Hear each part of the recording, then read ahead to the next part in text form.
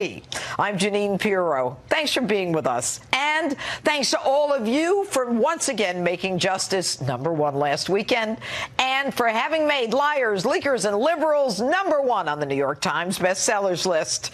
Coming up in a few minutes, a justice exclusive. I'll be joined live by the governor-elect of Florida, Ron DeSantis. His first interview since his opponent conceded just a few hours ago.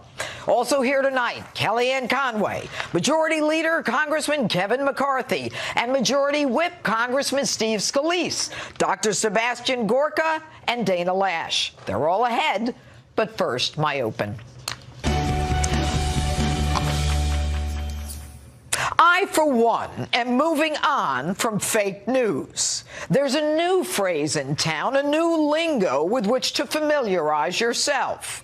Fake laws. That's what I said, fake laws. This is not about taking sides. Whether you are left, right, independent, or agnostic, respect for our laws is essential. They are not fake. We are a nation of laws. Now, Senators Kamala Harris, Kirsten Gillibrand, Cory Booker, ironically, all three eyeing the 2020 presidential run, and the left insist that ICE, Immigration and Customs Enforcement, be abolished.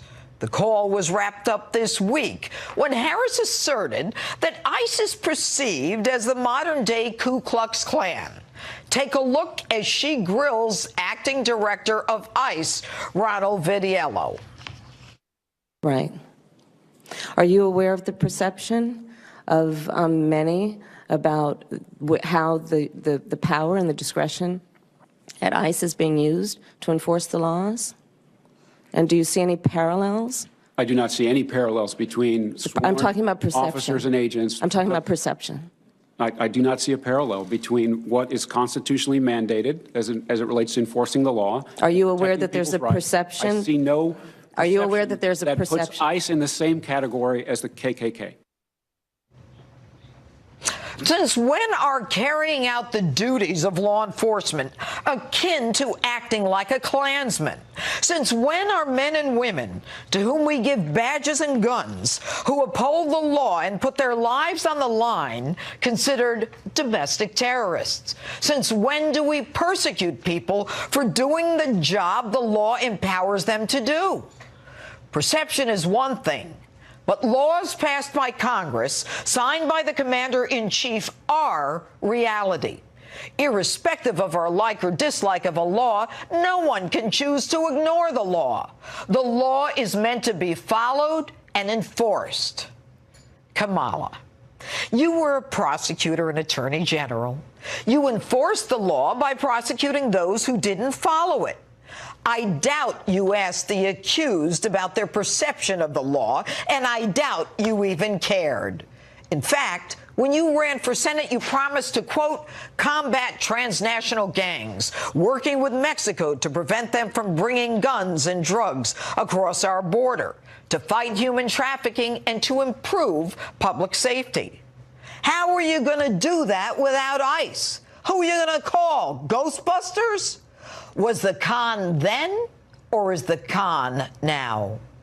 As someone who claims to champion minority communities, you know they are the ones most impacted by drug cartels and gangs coming through our porous border. Between 2017 and 2018, ICE seized more than 368,000 pounds of drugs and made almost 5,000 drug arrests. ICE made more than 1,700 arrests in gang investigations, including MS-13 members. More than 430 criminal arrests in child exploitation investigations, rescuing hundreds of child victims. And you want to oppose ICE? You call them like KKK?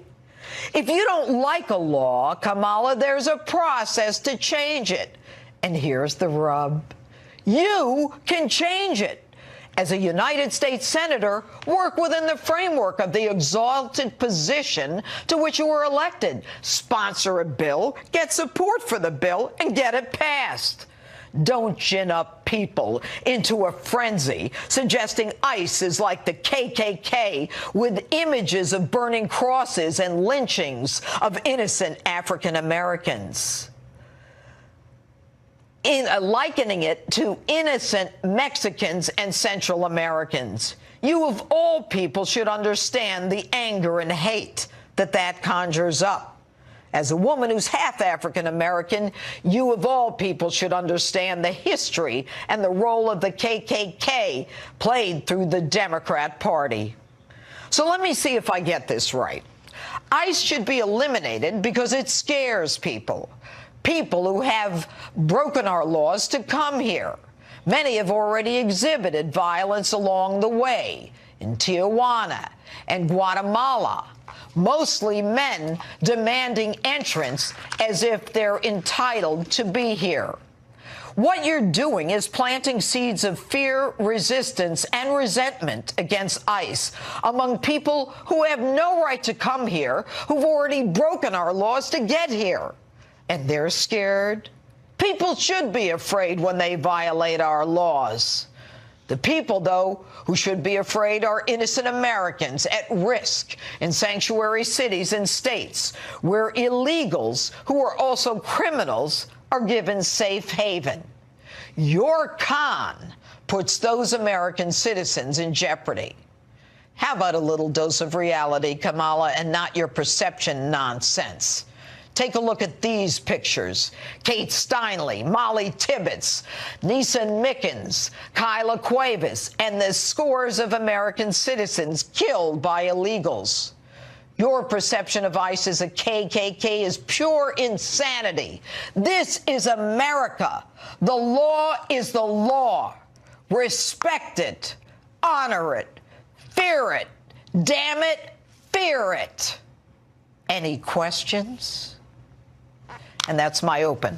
If you like my opening statements, you'll love my new book, New York Times #1 bestseller, Liars, Leakers, and Liberals, The Case Against the Anti-Trump Conspiracy.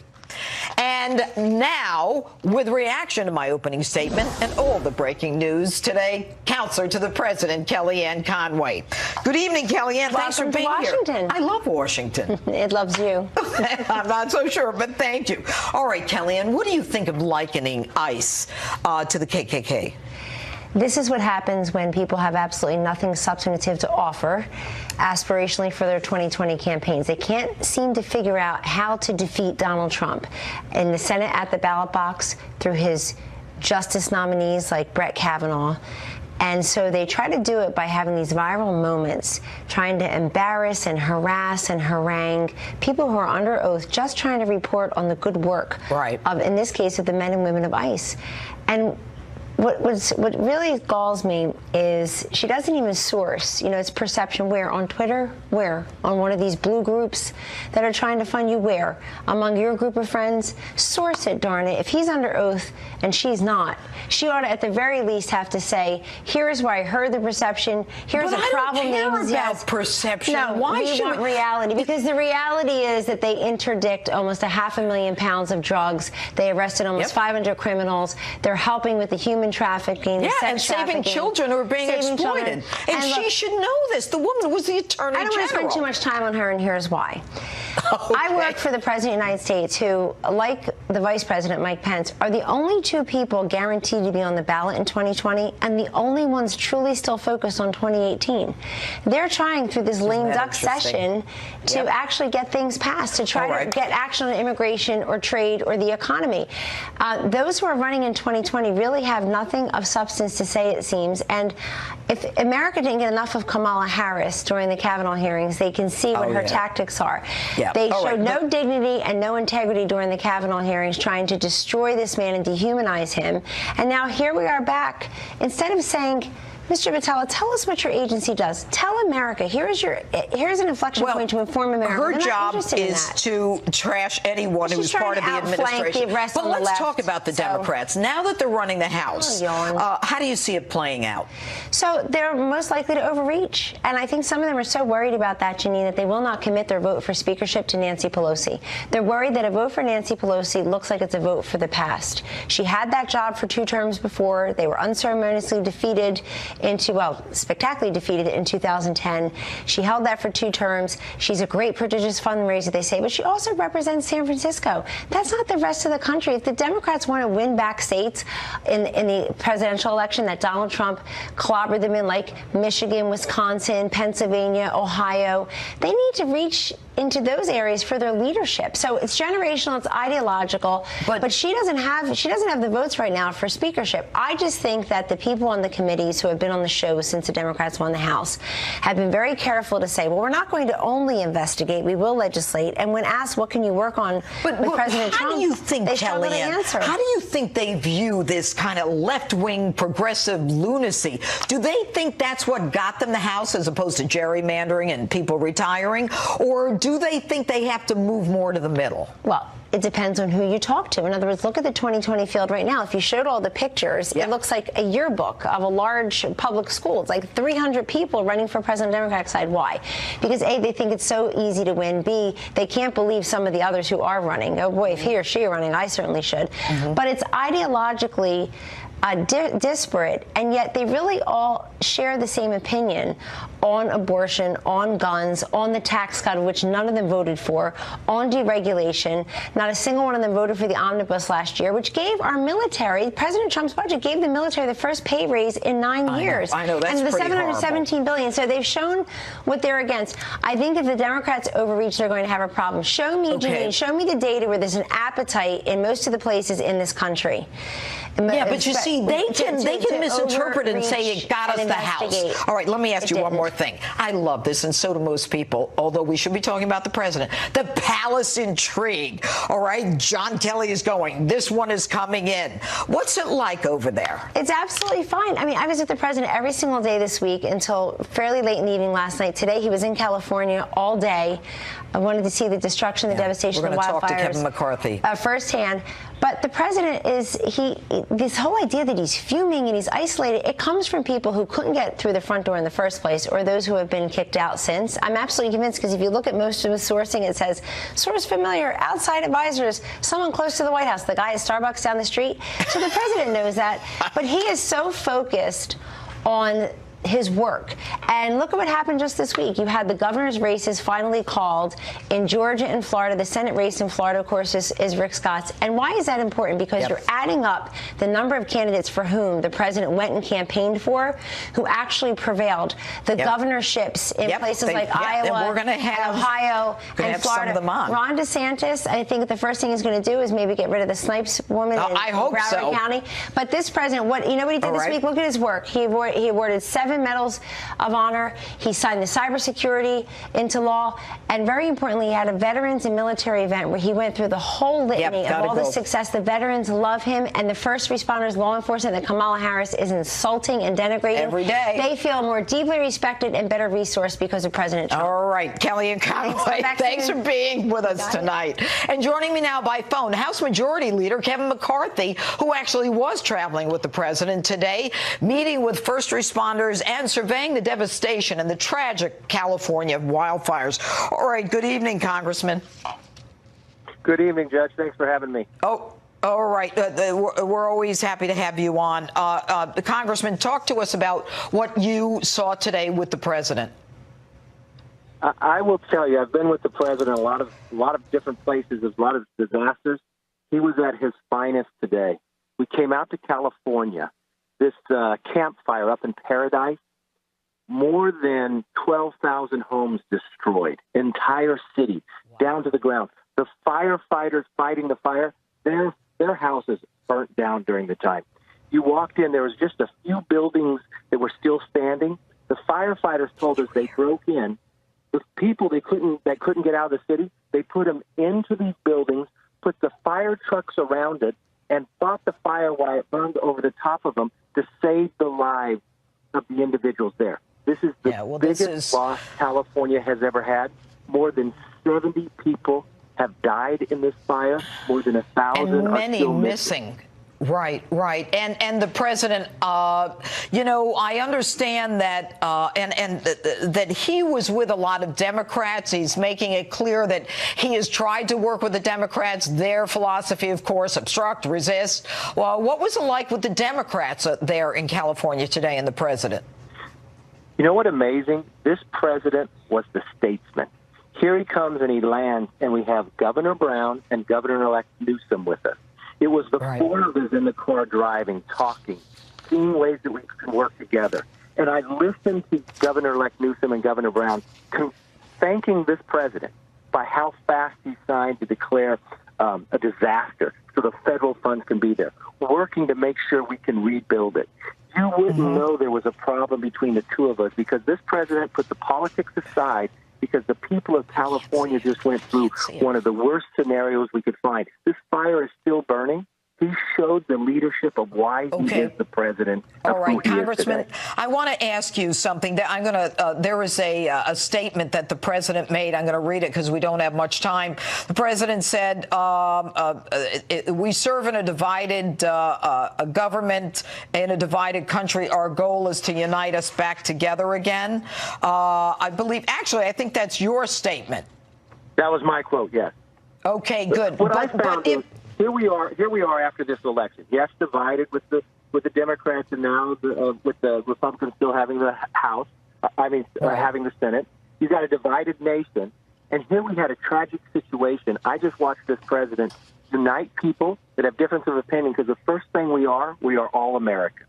And the one thing I look for in my leaders, especially in a time of need, is to show the statesmanship that I watched this president do today. And not only did he deal with these fires, he went and dealt with the recent shooting, meeting some of the families, meeting the first responders. And the way this president reacts and the way these first responders react to this president because of the respect he gives them, I tell you, it is a moving situation if you've ever been in it to see it.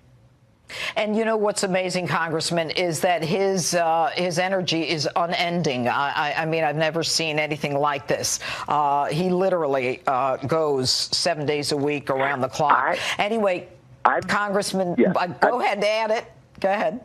I've never seen a man work this way. We were out taking off at Andrews like at 6 o'clock this morning. He flies across the country. He meets with people. He flies down to Malibu.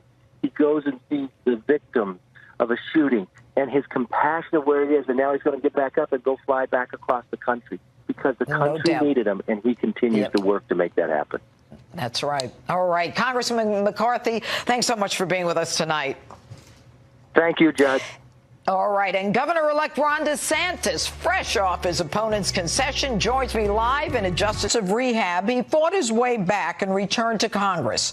Louisiana Congressman and author of the new book, Back in the Game, Steve Scalise, joins me now in a Justice exclusive. Well, Congressman, first of all, welcome to Justice. Thank you, Judge. Great to be with you. Good. Well, we're thrilled to have you on tonight. You know, we'll get to your book a little later, but, you know, now you are in the next session of Congress, you're going to be holding a different position. How do you see things playing out in the next congressional session?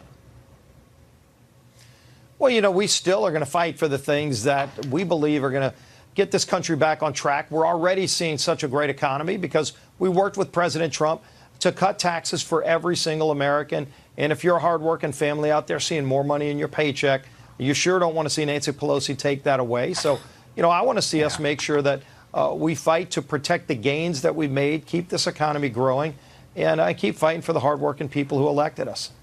All right. And, you know, when the Democrats were the minority, Congressman, I mean, their whole idea was obstruct, resist, don't do anything. Even when it came to things like tax reform, tax cuts for the American people, they obstructed and resisted. I mean, what makes you think that you should go back and work with them, given what they accomplished or did to you when you were the whip?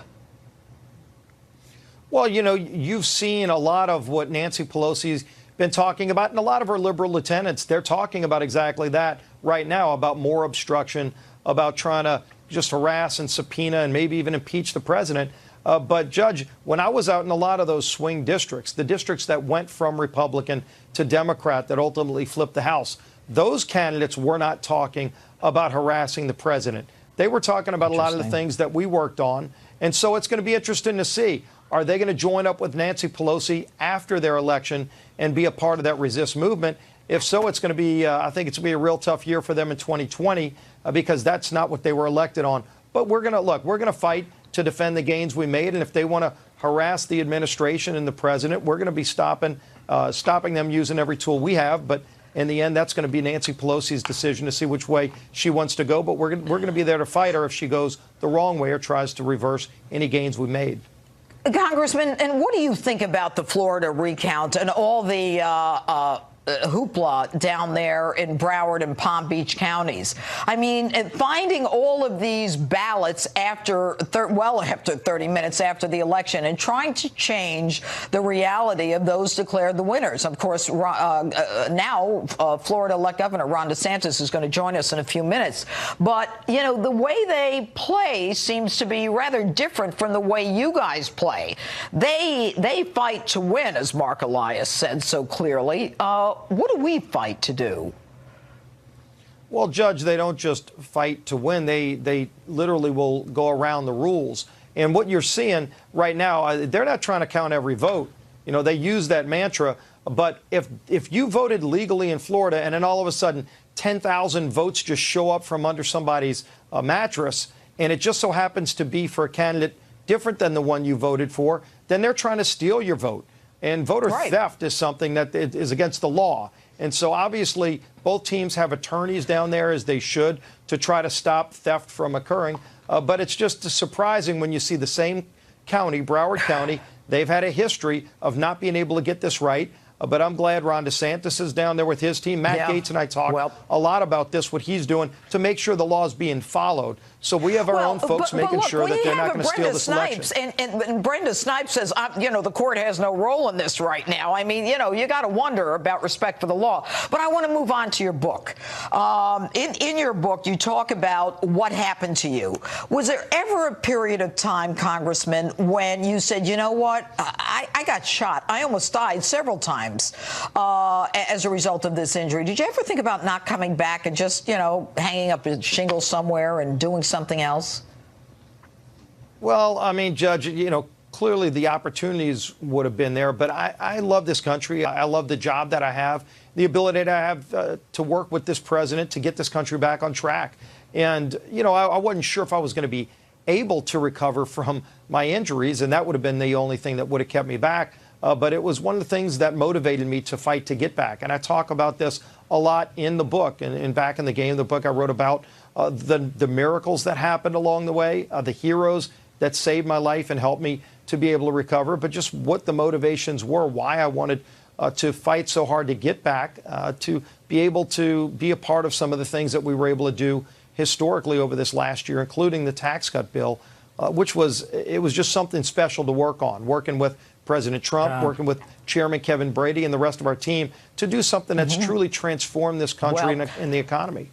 You certainly have, and you have impressed so many people along the way. Congressman Steve Scalise, thanks so much for being with us this evening. Judge, great being with you. All right.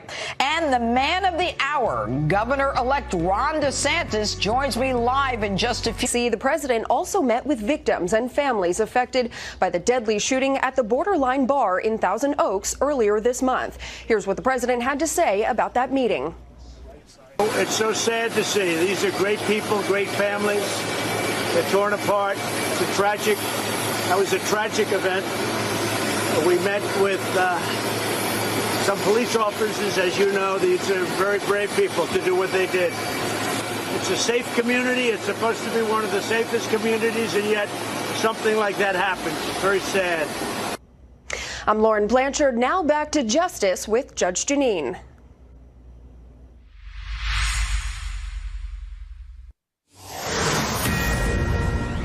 Breaking tonight, a historic night for our next guest. Florida Governor-elect Ron DeSantis joins me now in his first interview since his opponent, Andrew Gillum, conceded after the recount. All right, good evening, Governor-elect DeSantis. How does that sound?